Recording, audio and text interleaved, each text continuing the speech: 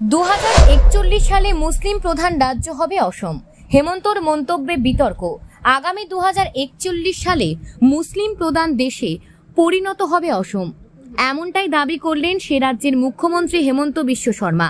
তার বক্তব্য, প্রতি 10 বছর অন্তরই নাকি সে রাজ্যে 30% করে মুসলিম জনসংখ্যা বৃদ্ধি পাচ্ছে।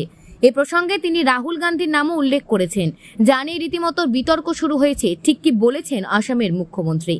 2041 সালে মুসলিম প্রধান রাজ্য হয়ে উঠবে অসম। মুখ্যমন্ত্রী হিমন্ত বিশ্ব শর্মার মন্তব্য ঘিরে তীব্র বিতর্ক শুরু হয়েছে। তিনি তথ্য উল্লেখ করে জানিয়েছেন, অসমে প্রতি 10 বছর অন্তর প্রায় 30% করে বাড়ছে মুসলিম জনসংখ্যা। সেই হিসেব অনুযায়ী 2041 সালে দাঁড়িয়ে উত্তর পূর্ব ভারতের এই রাজ্যে সংখ্যাগরিষ্ঠ হয়ে উঠবেন মুসলিমরাই।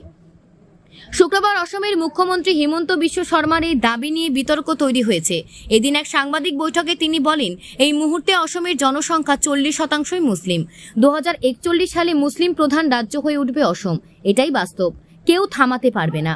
মুখ্যমন্ত্রী আরও বলেন, 10 বছরে 16% করে হিন্দু জনসংখ্যা বাড়ছে এই রাজ্যে। আমাদের সরকার মুসলিম সম্প্রদায়ের মধ্যে জনসংখ্যা কমানোর পদক্ষেপও নিয়েছে। হেমন্ত বিশ্ব শর্মার কথায়, মুসলিমদের জনসংখ্যা বৃদ্ধি রোধে কংগ্রেসের সবচেয়ে গুরুত্বপূর্ণ ভূমিকা রয়েছে। রাহুল গান্ধী যদি জনসংখ্যা নিয়ন্ত্রণে ব্র্যান্ড অ্যাম্বাসেডর হন, তাহলে তা সম্ভব হবে, কারণ এই ধর্মের মানুষ কেবল তার কথা শোনেন। তার এই মন্তব্যে তীব্র সমালোচনা শুরু হয়েছে কংগ্রেস কর্মী সমর্থকদের মধ্যে।